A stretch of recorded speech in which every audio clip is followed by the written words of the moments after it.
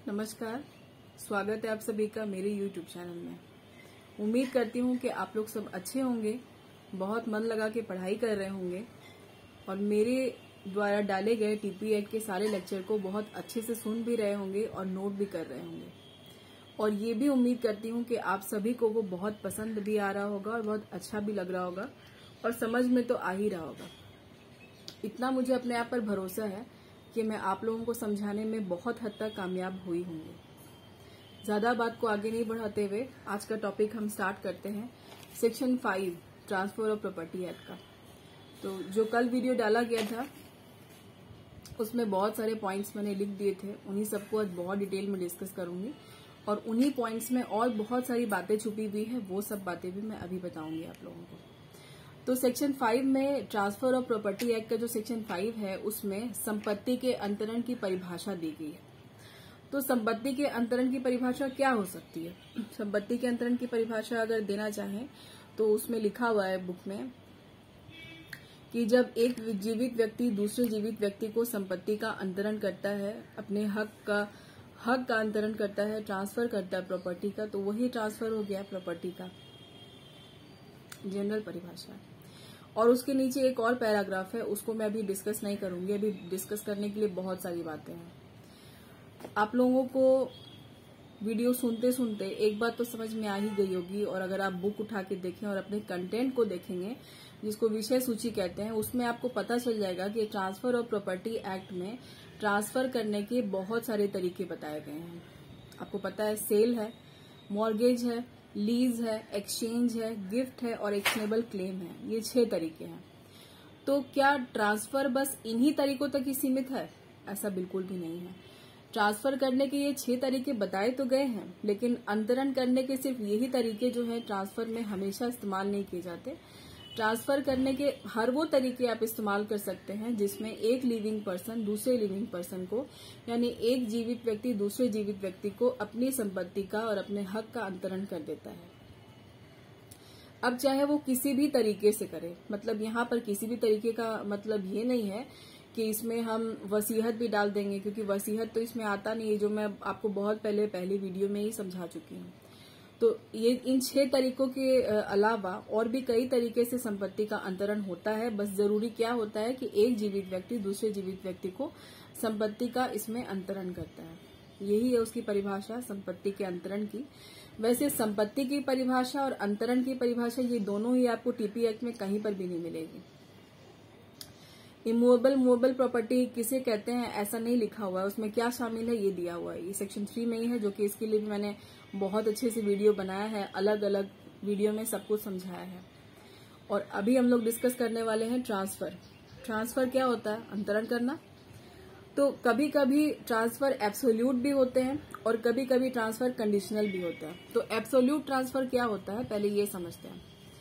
Transfer जो absolute होता है उसमें हम बिना किसी शर्त के अपना हक किसी दूसरे को ट्रांसफर कर देते हैं। इसका बहुत अच्छा एग्जाम्पल है गिफ्ट और दूसरा एग्जाम्पल है सेल। जब हम किसी चीज को सेल करते हैं, बेचते हैं, तो अपना पूरा हक उसको समर्पित कर देते हैं। ऐसा नहीं कहते ना हम सेल के टाइम पे कि भाई आधा हिस्सा तुम रखना और आधा हिस्सा हम रखेंगे। मतलब हमने सारे पैसे उठा लिए और जब देने की बारी आई तो हम उसमें से उसको आधा ही देंगे। ऐसा नहीं होता है। सेल के मामले में आपको पूरा संपूर्ण हित अपना दूसरे को ट्रांसफर करना ही पड़ता है। इसे यही है एब्सोल्यूट ट्रांसफर, जिसके बारे में मैं आपको बता रही हूँ। दूसरा है गिफ्ट। गिफ्ट के मामले में भी जब हम किसी को कोई प्रॉपर्टी गिफ्ट करते हैं तो बदले में उससे कुछ नहीं लेते हैं। आप लोगों को पिछले वीडियो अगर आप लोगों ने सुना होगा तो उसमें ये बात मैंने बताई है। बताने के अलावा पूरी बुक खोल के लिखा हुआ है कि बिना प्रतिफल के जो अंतरण होता है, यानी बदले में हम कुछ नहीं लेते और अपना सब कुछ किसी और को दे देते हैं, तो ये दान कहलाता है। तो ये 2 एग्जाम्पल हो गए एब्सोल्यूट ट्रांसफर के। ये मैं आपको यही बताना चाह रही थी कि ट्रांसफर एक एब्सोल्यूट होता है और एक कंडीशनल होता है। और कंडीशनल ट्रांसफर का एग्जाम्पल वो भी आपके टीपी एक्ट में आपको मिल जाएगा। अगर आप दिमाग देके पढ़ने की कोशिश करेंगे, बहुत ध्यान से खोजने की कोशिश करेंगे तो बेशक मिल जाएगा। वो है लीज और मॉर्गेज। जब हम कोई प्रॉपर्टी किसी को लीज पर देते हैं या फिर मॉर्गेज पर देते हैं तो हम अपना उसको सिर्फ हक का इस्तेमाल करने के लिए दे रहे हैं, अपनी प्रॉपर्टी उसको नाम नहीं कर रहे हैं, अपनी चीज उसको हमेशा के लिए दे नहीं रहे हैं। हम तब तक उसको वो चीज इस्तेमाल करने के लिए देंगे जब तक हम उसके कर्ज को अदा नहीं कर देंगे। या फिर लीज पर जब हम प्रॉपर्टी देते हैं तो हम किराए पर देते हैं ना उसको, कि जितना दिन का मेरा उसके साथ में कॉन्ट्रैक्ट होगा उतना दिन वो उसको इस्तेमाल करेगा, जब खत्म हो जाएगा तो वो मेरे पास वापस आ जाएगी। ये हो गया। तो कंडीशनल ट्रांसफर होता है यहाँ पर। तो ये दो तरीके के ट्रांसफर उम्मीद करती हूँ कि आप अच्छे समझ गए होंगे। एक तो एब्सोल्यूट और दूसरा कंडीशनल ट्रांसफर। ट्रांसफर हम प्रेजेंट में भी कर सकते हैं, फ्यूचर में भी कर सकते हैं। फ्यूचर दोनों तरीके से कर सकते हैं। फ्यूचर ट्रांसफर क्या होता है, जैसे कि मैं एग्जांपल देके समझाती हूँ। वर्तमान में ट्रांसफर करना कि ए नाम के व्यक्ति ने बी नाम के व्यक्ति को एक संपत्ति यानी एक मकान जो है गिफ्ट के तौर पे यानी दान के तौर पे दे दिया। तो जैसे ही दान के तौर पे दिया, फ्यूचर में दिया, तो वो तत्काल प्रभावी हो जाएगा। तत्काल प्रभावी होने का मतलब होता है कि जैसे मैंने उसको हक दिया, जैसे मैंने उसको गिफ्ट किया, बस वो उसी समय उसका हो गया। अब वो उसको तुरंत इस्तेमाल करेगा। तो ये हो गया मेरा वर्तमान में दिया गया अंतरण, वर्तमान में किया गया ट्रांसफर। दूसरा होता है फ्यूचर ट्रांसफर। फ्यूचर ट्रांसफर में फिर मैं वही एबी वाला एग्जाम्पल, मुझे बहुत आसान लगता है एबी वाला एग्जाम्पल। फिर हिंदी में जो क ख ग घ अ ब स थोड़ा सा पढ़ने में मतलब बहुत कंफ्यूजन होता है, तो मैं एबी का एग्जाम्पल ही यूज करती हूँ। आप लोग को जो अच्छा लगे, PQRS भी डाल सकते हैं, जो आपको ठीक लगे। तो ए नाम का व्यक्ति है, वो बी को एक संपत्ति जो है लीज पर यानी पट्टे पर देना चाहता है। लेकिन उनके एग्रीमेंट में ये बात लिखी गई होती है कि वो जो लीज है वो 6 महीने के बाद प्रभावी होगी, यानी किराएदारी जो है उसको 6 महीने के बाद मिलेगी। तो जब 6 महीने पूरे हो जाएंगे, जब उसको किराएदारी मिलेगी, तभी से माना जाएगा कि वो प्रॉपर्टी का ट्रांसफर अब 6 महीने के बाद ही होगा। तो ये हो गया फ्यूचर ट्रांसफर। लेकिन जब आप सेल ऑफ गुड्स एक्ट पढ़ते हैं ना, तो आपको वहां पर ये दिखाई देगा कि वहां पर भावी माल का अंतरण भी कर सकते हैं। जैसे यहाँ पर टीपी एक्ट में बोला गया है कि आपके पास जो प्रॉपर्टी है, आपके पास में वो मौजूद होनी चाहिए जिस दिन आपको ट्रांसफर करना है। लेकिन सेल गुड्स में ऐसा नहीं है। सेल गुड्स में क्या है, अगर आपके पास वो संपत्ति मौजूद नहीं है जिसको आपको बेचना है, सेल करना है, और वो आपके पास में आज नहीं फ्यूचर में आने वाली है, तो उस तरीके से भी आप उसका एग्रीमेंट, कॉन्ट्रैक्ट, उसका सौदा कर सकते हैं। लेकिन ट्रांसफर ऑफ प्रॉपर्टी में एक्ट में क्या है कि आपको जो संपत्ति किसी को ट्रांसफर करनी है वो उसका अस्तित्व उस समय आपके पास होना चाहिए जिस समय आपको उसको ट्रांसफर करना है। लेकिन यही बात सेल ऑफ गुड्स में नहीं है। वहां पर आपको उसका भी तो कर ही सकते हैं ना, जो आपके पास में माल है उसको तो आप बेचेंगे ही, लेकिन जो आपके पास में नहीं एग्जिस्ट करता, आपके पास में अभी नहीं है, वो आप नहीं दे सकते, वो तो आप फ्यूचर में ही देंगे। तो वहां पर भावी माल का अंतरण भी कर सकते हैं, लेकिन यहाँ पर नहीं कर सकते। यहाँ पर आपके पास मौजूद होनी चाहिए।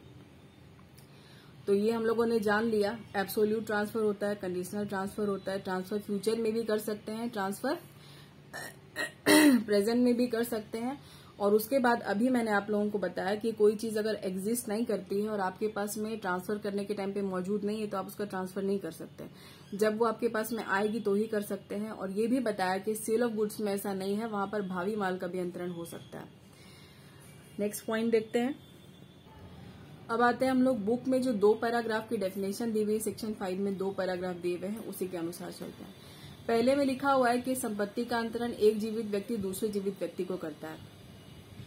तो एक तो ये है कि वो एक या एक से ज्यादा लोगों को अंतरण कर सकता है, बिल्कुल कर सकता है। दूसरा ये कि वो खुद को भी अंतरण कर सकता है, और खुद को करने के साथ साथ वो किसी और को भी कर सकता है। फिर या एक से अधिक को तो करेगा ही, खुद को भी करेगा, और खुद के अलावा और कई व्यक्तियों को अंतरण वो कर सकता है। जब मैंने टीपी एक्ट पढ़ा था और ये बात देखी थी कि खुद को कर सकता है, तो मेरे दिमाग में ये बात आई थी, क्योंकि आपको खुद से पढ़ना है ना, तो आपको कोई बताने वाला नहीं है। तो जब मैंने ये पॉइंट पढ़ा तो मुझे लगा कि जब इस व्यक्ति की वो खुद की संपत्ति है तो वो खुद को क्यों अंतरण करेगा। बाद में जब पूरी बुक को, जब पूरे इस चैप्टर को पढ़ लिया मैंने, तब पता चला कि भाई ये बात है, लेकिन फिर भी क्लियर नहीं हुआ।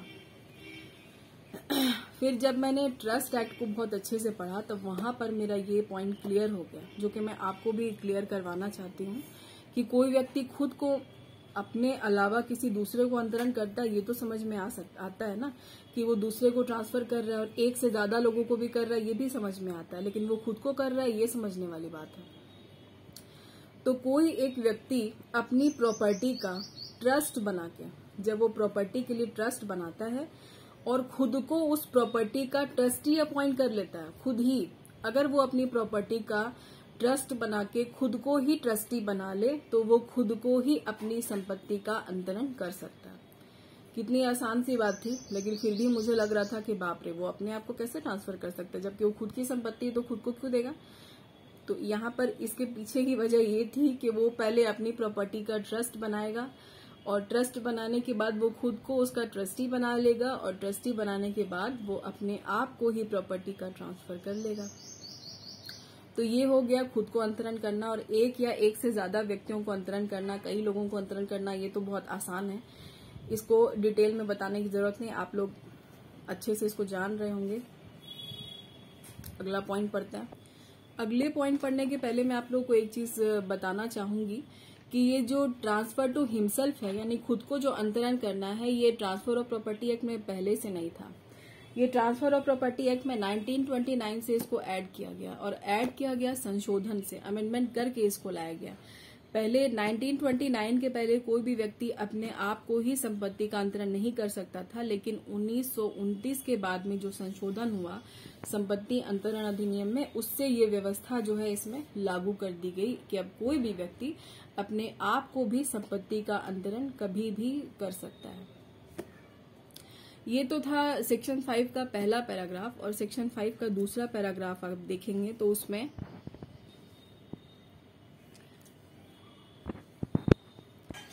मुझे बार बार पॉज करना पड़ता है, क्योंकि पकड़े पकड़े फोन से हाथ दुखने लगता है, हाथ दर्द करने लगता है, तो मैं बार बार पॉज करती हूँ, फिर मैं वीडियो बनाती हूँ। वैसे इस पॉज करने से आपको कोई परेशानी नहीं होगी, मैं आपको फिर भी बहुत सब कुछ समझा ही रही हूँ, भले मैं कितनी बार भी पॉज करूँ, वो कंटिन्यू रखे रखे हाथ दुखने लगता है। इस धारा में जीवित व्यक्तियों में कोई भी निगमित निकाय, संस्था, कंपनी, ये सब भी शामिल होती है। ये सेक्शन 5 का जो सेकंड पैराग्राफ है उसमें साफ साफ लिखा हुआ है कि इस धारा में जीवित व्यक्ति, जो ऊपर पहले पैराग्राफ में बात की गई है जीवित व्यक्ति के बारे में, उसी को थोड़ा सा और एक्सटेंड करके नीचे बताया गया कि जीवित व्यक्तियों का मतलब हमें सिर्फ उन लोगों से नहीं समझना है जिनकी 2 आंख, 2 कान, 2 हाथ और 2 पैर होते हैं। जो जानवर नहीं होते, जीवित व्यक्तियों का मतलब सिर्फ वही नहीं होता है। जीवित व्यक्ति का मतलब यहाँ पे कंपनी से भी है, संगठन से भी है, संस्था से भी है, कोई निकाय से भी है जो निगमित हो या नहीं हो। इसका निगमित हो या नहीं हो का मतलब क्या होता है ये भी मैं आपको बताती हूँ। जब मैं सेक्शन 5 पहली बार पढ़ रही थी तो मुझे भी नहीं समझ में आया था कि निगमित का क्या मतलब होता है। तो निगमित का मतलब होता है कि कोई कंपनी सरकार की नजर में रजिस्टर्ड हो या नहीं हो, इससे कोई फर्क नहीं पड़ता, लेकिन फिर भी वो यहाँ पे आर्टिफिशियल पर्सन यानी व्यक्ति में शामिल होती है। ये मतलब इस बात का कि कोई भी कंपनी या निगमित निकाय, या वो निगमित हो या नहीं हो, कोई संस्था जैसे कोई एसोसिएशन है, ये सारे भी जो है व्यक्तियों में शामिल होंगे। ये भी प्रॉपर्टी का ट्रांसफर कर सकती हैं, ये भी प्रॉपर्टी का ट्रांसफर ले सकती हैं, यानी ये लोग ट्रांसफर कर भी सकते हैं, ये लोग ट्रांसफर ले भी सकता है। और निगमित का मतलब आप लोग समझ में आ ही गया कि कोई कंपनी चाहे सरकारी में, सरकार की नजर में रजिस्टर्ड हो या अनरजिस्टर्ड हो, तब भी वो व्यक्ति होगी, यानी कि वो आर्टिफिशियल पर्सन है, वो ट्रांसफर कर सकती है। अगला पैराग्राफ पढ़ते हैं। वैसे तो कोई कंपनी जो है ट्रांसफर ऑफ प्रॉपर्टी के एक्ट के अकॉर्डिंग ही कोई प्रॉपर्टी का ट्रांसफर ले भी सकती है और ट्रांसफर कर भी सकती है, इस अनुसार भी चलेंगे, इसमें भी प्रोविजन है इस तरीके के। लेकिन अगर कंपनी लॉ में खुद में कोई प्रोविजन दिया गया है, कोई प्रावधान है संपत्ति के अंतरण को लेकर के, प्रॉपर्टी के ट्रांसफर से रिलेटेड कि प्रॉपर्टी के ट्रांसफर इस अनुसार ही किए जाएंगे, कंपनी ऐसे ही कर सकती है, कंपनी इसी तरीके से ले सकती है, इस तरह का कोई रूल अगर कंपनी लॉ में पहले से मेंशन है तो वहां पर ट्रांसफर ऑफ प्रॉपर्टी एक्ट की जो भी रूल है वो कंपनी लागू नहीं करेगी अपने ऊपर, वो फिर उस पर वही रूल लागू होंगे जो कि कंपनी एक्ट में उसके लिए बताए गए हैं। किसको ट्रांसफर करेंगे, ट्रांसफर कैसा होता है, कितने तरीके का होता है, ये तो हमने जान लिया। अब हम जानेंगे कि हम किसको किसको ट्रांसफर नहीं कहेंगे। यानी वो वहां पर प्रॉपर्टी जाएगी तो जरूर किसी दूसरे के पास में। किसी दूसरे के पास का मतलब होता है कि प्रॉपर्टी मिलेगी जरूर, हक भी मिलेगा, अधिकार मिलेगा, लेकिन फिर भी वो ट्रांसफर नहीं कहलाएगा। तो ये भी मैंने अपने कल वाले वीडियो में पॉइंट्स में लिख करके आपको बता दिया है। तो पहले तो है संपत्ति का जो विभाजन होता है, यानी कि किसी घर में आपसी बंटवारा जब हो रहा होता है लोगों के बीच में, कुछ फैमिली मेंबर्स के बीच में जब संपत्ति का आपसी बंटवारा होता है तो वो प्रॉपर्टी का ट्रांसफर नहीं कहलाएगा, क्योंकि वो प्रॉपर्टी पहले से उन्हीं लोगों की होती है। बस उन्हें ये नहीं पता होता है कि संपत्ति का कौन सा पर्टिकुलर पार्ट यानी कोई टुकड़ा है वो मेरा है, मेरा कौन सा वाला है, मुझे कौन सा इस्तेमाल करना, बस ये नहीं पता होता है। तो हक तो उनका पहले से उस पे होता है, ट्रांसफर होने वाली तो कोई बात ही नहीं है। जो पहले से उनका है वही वापस उनको पूरी तरीके से वही वापस उनके पास में आ रही है। पहले टुकड़े में बंटवारा नहीं था, अब टुकड़ा टुकड़ा हो करके मिल जा रही है, तो ये प्रॉपर्टी का ट्रांसफर नहीं कहलाएगा। दूसरा है कि वैसी संपत्ति जो उस पर पहले से भार चढ़ा हुआ है।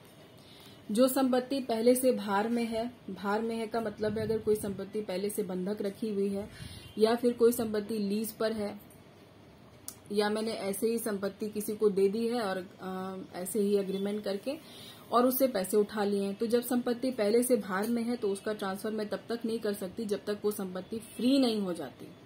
वो भार में है यानी कि वो अभी भी किसी व्यक्ति की बाउंडेशन है, उस पर किसी व्यक्ति का कब्जा है। जब तक वो उसको छोड़ नहीं देता, मैं उसको छुड़ा नहीं लेती, उसको फ्री नहीं कर देती, भार से मुक्त नहीं करवाती, तब तक उसका ट्रांसफर हो नहीं सकता। तो इस तरह की प्रॉपर्टी का ट्रांसफर नहीं कहलाएगा। जो पहले से ही भार में है उनका ट्रांसफर नहीं किया जा सकता। अगला पॉइंट है त्याग, कि अगर कोई व्यक्ति अपनी इच्छा से किसी संपत्ति का त्याग कर देता है, यानी कि वो अपनी इच्छा से कोई संपत्ति छोड़ देता है, तो जब उसके पास वो रही ही नहीं तो वो उसका ट्रांसफर कैसे कर पाएगा। तो कोई व्यक्ति जिसने अपनी संपत्ति का त्याग कर दिया है, उसको छोड़ दिया है और अब वो उसके पास में है नहीं, तो वो उसका ट्रांसफर नहीं कर पाएगा, वो ट्रांसफर नहीं हो सकती। नेक्स्ट है सुविधाधिकार यानी सुखाचार जिसको कहते हैं, इसको इंग्लिश में ईजमेंट राइट कहते हैं, कि कोई चीज आपके इस्तेमाल करने के लिए, आपकी सुविधा के लिए अगर आपको दी गई है तो वो आप किसी को ट्रांसफर नहीं कर सकते। जैसे कि आपका पड़ोसी है, आपके पास में जाने का रास्ता नहीं है आपके घर पे, तो आपके पड़ोसी ने अपनी कोई जमीन, कुछ जमीन छोड़ करके आपके लिए रास्ता बना दिया, तो उस रास्ते से आप अक्सर यानी रोज ही आते जाते हैं, तो इसका मतलब उसने आपको इस्तेमाल करने के लिए दी है, आपको आपकी सुख सुविधा के लिए है, वो रास्ता आपके लिए बनाया गया है। तो इसका मतलब ये थोड़ी है कि कोई आपको यूज करने के लिए दिया, आप फट से उठा के किसी और को दे देंगे। आप वो नहीं दे सकते क्योंकि वो आपका अपना नहीं है, आपको सिर्फ इस्तेमाल करने के लिए दिया गया। किसी व्यक्ति, मेरा ही ले लेते हैं कि मेरे घर के बाहर की जो सड़क है जिसको मैं अपनी सुविधा के लिए रोज इस्तेमाल करती हूँ, वो मैं किसी और को उठा के नहीं दे सकती क्योंकि वो मेरी नहीं है। तो इस तरह की प्रॉपर्टी का हम ट्रांसफर नहीं कर सकते जो आपकी सुख सुविधा के लिए, आपको यूज करने के लिए दी गई है। इसी को कहते हैं ईजमेंट राइट यानी सुखाधिकार या सुखाचार भी किसी किसी किताब में लिखा रहता है। पट्टे का त्याग, कोई संपत्ति किसी व्यक्ति के पास में पट्टे पर है, वो उसका किराया दे रहा है उसके मालिक को, तो जब उसका जो एग्रीमेंट हुआ है यानी कॉन्ट्रैक्ट उसने जमीन के मालिक से कर रखा है, जितने दिन का, 2 साल के लिए, 3 साल के लिए, जो भी लीज एग्रीमेंट उनका बना हुआ है, जब वो खत्म हो जाएगा तो संपत्ति उसको छोड़नी पड़ेगी, और संपत्ति छोड़ेगा तो वो पट्टे का त्याग कर देगा। तो वो संपत्ति जो उस मालिक के पास में वापस आ रही है लीज का पीरियड खत्म होने के बाद, तो वो प्रॉपर्टी का ट्रांसफर नहीं हो रहा है, वो जो उसकी चीज है वही उसको वापस मिल रही है। तो इस तरह की प्रॉपर्टी का भी ट्रांसफर नहीं हो सकता। वो आदमी जो अपने लीज एग्रीमेंट को कंप्लीट करने के बाद जब उस संपत्ति को वो छोड़ रहा है जो कि उसकी है नहीं, तो वो मालिक के पास में जब आ रही है तो यहाँ पर ये नहीं बोला जाएगा कि वो ट्रांसफर करके उसको दे रहा है, क्योंकि वो जिसकी थी वो उसके ही पास में आ रही है। उसके बाद है संपत्ति का समर्पण। संपत्ति का समर्पण का मतलब होता है कि जैसे कोई व्यक्ति किसी मूर्ति को समर्पित कर देता है तो फिर वो उसका वो अंतरण नहीं कहलाता। जैसे कि कोई व्यक्ति अपनी कोई चीज को किसी प्रॉपर्टी को मंदिर में दे देता है, तो इसका मतलब कि वो ट्रांसफर नहीं है। मैं एग्जाम्पल के लिए यूज करती हूँ कि कोई खाली जगह पड़ी हुई है, वहां पर किसी ने भीमराव अम्बेडकर की मूर्ति बना दी।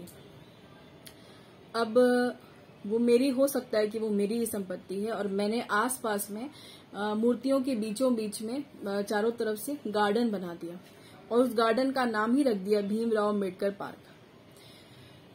तो जब मैंने अपनी प्रॉपर्टी जो है उस मूर्ति को समर्पित कर दी, भीमराव अम्बेडकर पार्क बना दिया, तो इसका मतलब ये नहीं है कि मैंने प्रॉपर्टी का ट्रांसफर किया, क्योंकि मैं यहाँ किसी जीवित व्यक्ति को संपत्ति नहीं दे रही हूँ। अब भीमराव अम्बेडकर जी इस दुनिया में नहीं है, तो यहाँ पर मेरा जो है ट्रांसफर नहीं कहलाएगा। ट्रांसफर करना, मैंने अपनी संपत्ति को भीमराव अम्बेडकर जी को समर्पित कर दिया, मतलब कि उनकी मूर्ति को समर्पित कर दिया। या फिर मैं अपनी प्रॉपर्टी को मंदिर में समर्पित कर देती हूँ, अपनी कोई चीज को मंदिर में दे देती हूँ, तो वो भी संपत्ति का अंतरण नहीं कहलाता। तो जितनी सारी बातें मैंने किताब में पढ़ी थी, जितना मुझे इसके बारे में पता था, मैंने सब कुछ आपको बता दिया। उम्मीद करती हूँ कि आपको आज का वीडियो अच्छा लगा होगा, आपको सब कुछ समझ में आ गया होगा, और आप लोग इसको अच्छे से पढ़ेंगे। नहीं अच्छा लगेगा तो कमेंट बॉक्स में कमेंट करके बताइएगा।